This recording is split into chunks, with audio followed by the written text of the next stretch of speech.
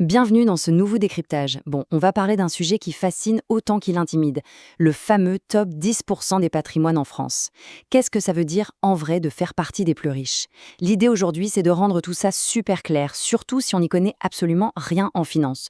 On oublie le jargon pompeux, les graphiques illisibles des banquiers et les mythes des réseaux sociaux. On va juste regarder la réalité des chiffres pas à pas. C'est parti!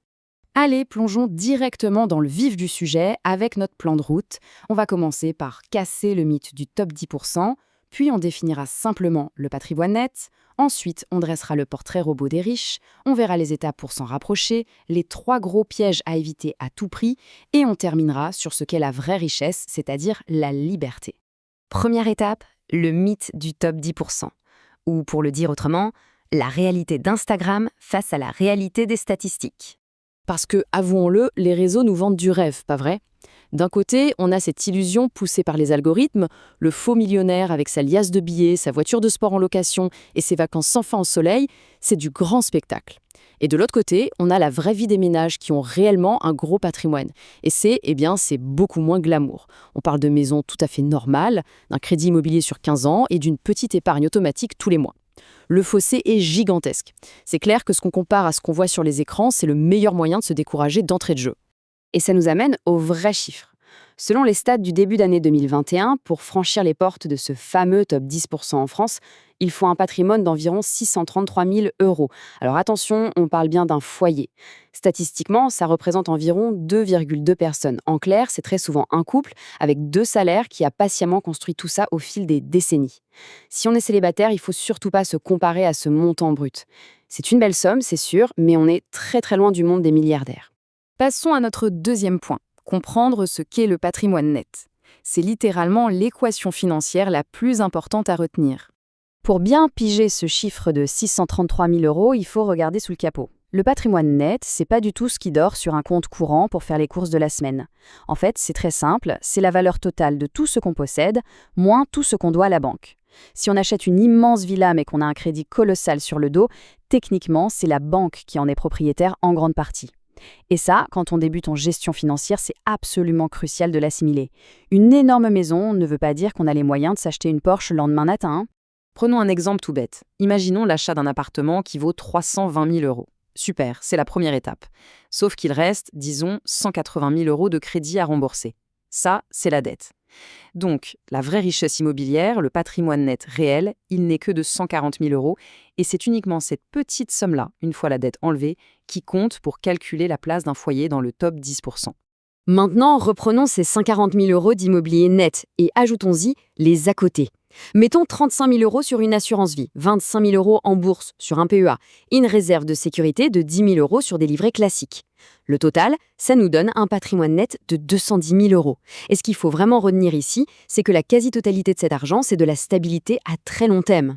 C'est pas du tout du cash disponible pour faire des folies ce week-end. Allez, partie 3, le portrait robot des riches, ou plutôt la richesse invisible du quotidien. C'est là que ça devient fascinant.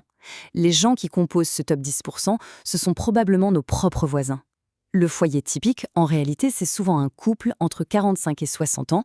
Ils vivent tranquillement dans un quartier résidentiel de classe moyenne supérieure. Il n'y a pas de néon géant sur leur porte qui hurle « On est riche !» Non, ce sont juste des personnes qui bossent dur, qui cumulent 2 salaires, et ça pendant plus de 20 ans. La vraie richesse, elle est incroyablement ordinaire. Regardons comment se répartit un patrimoine de plus de 600 000 euros. La part du lion, c'est presque toujours la maison principale, pour environ 300 000 euros net de crédit.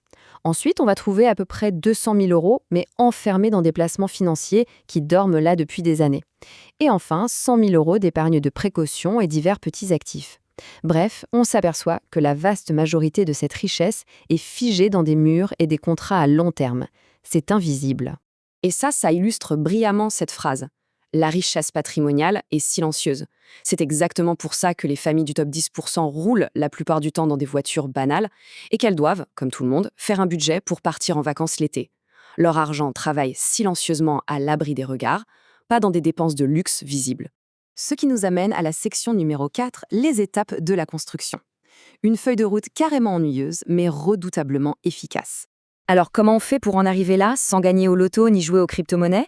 C'est simple, c'est en 4 étapes. Étape 1, Épargner régulièrement. Mettre 200 € de côté tous les mois, ça paraît peu, mais sur la durée, ça fait un effet boule de neige monstrueux. Étape 2, investir de façon basique. Pas de trading agressif, juste des fonds indiciels simples. Étape 3, on automatise tout. On ne compte pas sur sa motivation, on programme des virements comme une facture qu'on se paye à soi-même. Et enfin, étape 4, on regarde ses comptes une fois par an, pas tous les matins en stressant. Le grand secret en fait, c'est d'être régulier pendant 15 ou 20 ans. Avant-dernière étape, la section 5, 3 pièges à éviter. Parce que bâtir, c'est super, mais protéger ce qu'on a construit, c'est vital. Faire des erreurs, ça arrive à tout le monde, mais il faut absolument fuir ces 3 désastres. Le premier, c'est ce qu'on appelle la cage dorée. C'est quand on a une augmentation au travail et hop, on s'achète une voiture plus grosse, on prend un appart plus cher, résultat, l'épargne reste à 0. Le deuxième piège, ce sont les dettes de confort. S'endetter pour des gadgets, c'est le meilleur moyen de saboter sa capacité d'investissement. Et le troisième, c'est un sujet un peu tabou, les ruptures de vie. Un divorce mal anticipé, ça veut souvent dire un patrimoine divisé par 2 et un coût de la vie qui double au quotidien. Les gens dans le top 10% ne sont pas des génies, mais ils anticipent super bien ce genre de crash financier. On arrive à notre dernière partie, la section 6. La vraie richesse, c'est la liberté. Choisir ses options plutôt qu'un statut social. Oublions les maths un instant pour nous concentrer sur ce qui compte vraiment. Imaginons 2 foyers. D'un côté, un ménage avec 400 000 € de patrimoine net, mais des charges fixes écrasantes. À la moindre tuile, c'est la sueur froide, la panique. De l'autre côté, un ménage qui n'a que 250 000 € de patrimoine, mais de toutes petites charges, une épargne régulière et une sérénité mentale totale. Avoir un gros chiffre sur un papier ne sert strictement à rien si la vie quotidienne génère de l'anxiété. L'objectif, c'est pas d'impressionner ses voisins, c'est de pouvoir souffler. Alors, pour conclure, posons-nous cette question. Est-ce que la vraie richesse, c'est un rang dans un tableau statistique de l'INSEE pour gonfler son ego, ou est-ce que c'est le fait d'avoir assez de liberté financière pour refuser un boulot toxique, gérer une grosse panne de voiture sans paniquer et protéger sa famille en toute sérénité? C'est le moment de dédramatiser la finance. Bâtir sa tranquillité euro par euro, c'est à la portée de tout le monde. Merci d'avoir suivi cette analyse et gardons le cap.